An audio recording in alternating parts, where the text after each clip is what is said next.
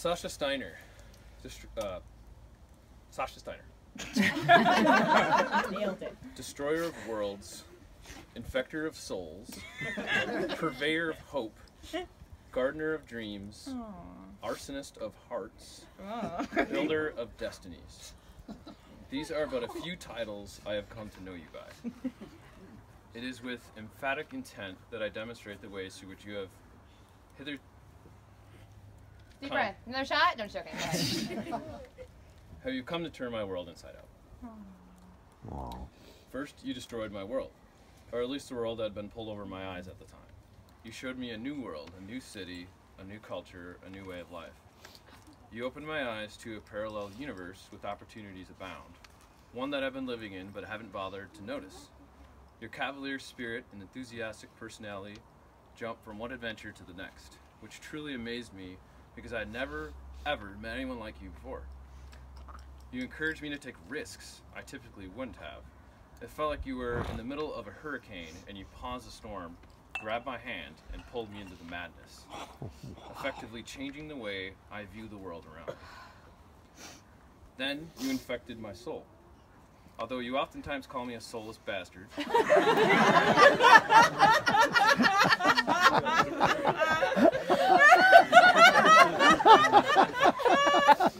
Pause for laughter.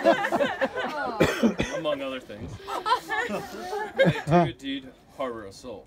When we met, Good confirm.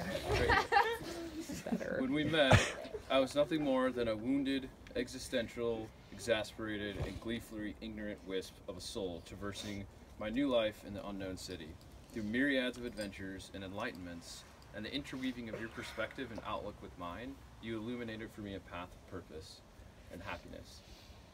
You've truly reinvigorated my passions. You've awoken my inner reader, my dedication to volunteer, to go back to school, my desire to help others. In a way, you have ushered in the new, more mature me, the one I've been searching for. Next, you supplied me with hope. How could I have known how self-destructive I was until I met you, before I met you? The confidence, or lack thereof, that I held in myself was unceasing. Your exposure and proximity to the radius of your infectious aura has greatly affected my generally morose disposition. I can in no way imagine being in the position in life that I am now without you in our partnership. You inspire me each and every day. I knew that Tyler was hates bugs. $5. We just removed the nest, too. His worst enemy. That's what it is. fine. You inspire me each and every day with your uniquely insatiable and emphatic enthusiasm for everything life has to offer. Where I am doubtful, you are inspired. Where I am indignant, you are sympathetic. Where I am melancholic, you are positively radiant. You cultivate my dreams. Like the explosion of a star, I could not help but to be drawn to you. Just to be blasted out again with impossible impetus into the world, shattering my fears and doubts along the way. With your unrelenting encouragement and in faith in me, I have been introduced to a whole new world of possibilities. You saw my lack of self-confidence as a challenge and set forth straight away to repairing it, like you do with everything. You inspire me to take another step, to invest more in my dreams, to reach further and with more vigor, and to me, break the mold which has been forged with fear and doubt. You lit a fire in my heart. How can I stand here and begin to effectively describe the veritable intoxication I endure at your behest? Although I may be good at hiding it, I am perpetually amazed with how often I could re-fall in love with you all over again every single morning. When I wake up and see you in the morning, cuddled up tight next to Gus. Gus! He is in the house. Gus is the guy on the side. Yeah. I'm okay with it. It's cool. We talked about it. Open relationship. Yeah, totally. He's asexual. Yeah, exactly. He did make the vow. I bet he did.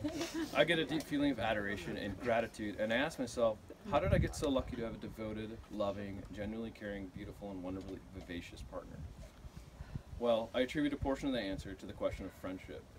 Our relationship is forged on the foundation of everlasting and genuine friendship, which has, like a rose in spring, blossomed into a robust, honest, and rewarding partnership, steeped in love and respect. To quote Thomas Malthus. You did quote. Yep. I knew it. I know, this is unexpected. Okay. It's okay. Quote, virtuous love, exalted by friendship, seems to be that sort of mixture of sensual and intellectual enjoyment particularly suited to the nature of man, and most powerfully calculated to awaken the sympathies of the soul and produce the most exquisite gratifications. Our love is that omnipresent, subtle kind of love that you can feel in your fingertips. Or end quote, sorry. End quote. Our love is the omnipresent and subtle kind of love that you can feel in your fingertips, your hair, your eyes, your words, your breath, and every other physical and metaphysical fiber in your body. I felt it when we sang Disney songs on our road trip to Bend. I felt it when we told each other fairy tales and we backpacked up to Mount Hood with your parents. I felt it when I screwed up our return flight from Minneapolis and we had to separate with what felt like an eternity. True story. I feel it when we recite poetry, ghost stories, and Greek myths to each other before we go to bed. I feel it when you get mad at me and you make that cute, angry face. That's close. I feel it when you look at me with your big, sad puppy eyes. I feel it when we signed our first. I felt it when we signed our first apartment in Southeast Portland. I felt it when you impulse adopted Nibs the hamster and brought her home.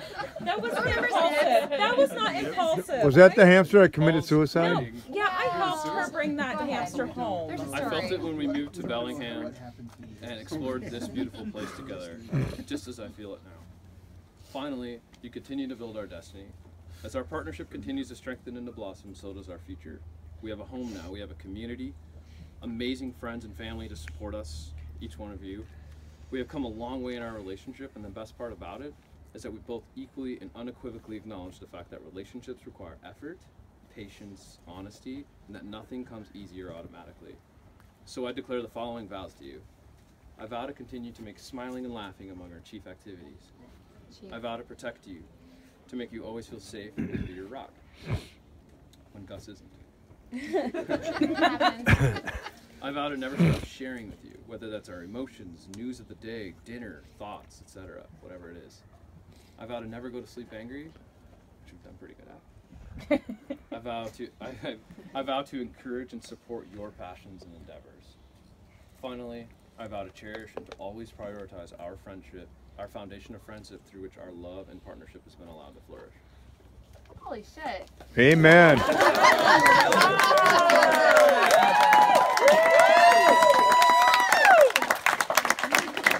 time, all I wanted to do was just hold him while he was talking. I was like, okay.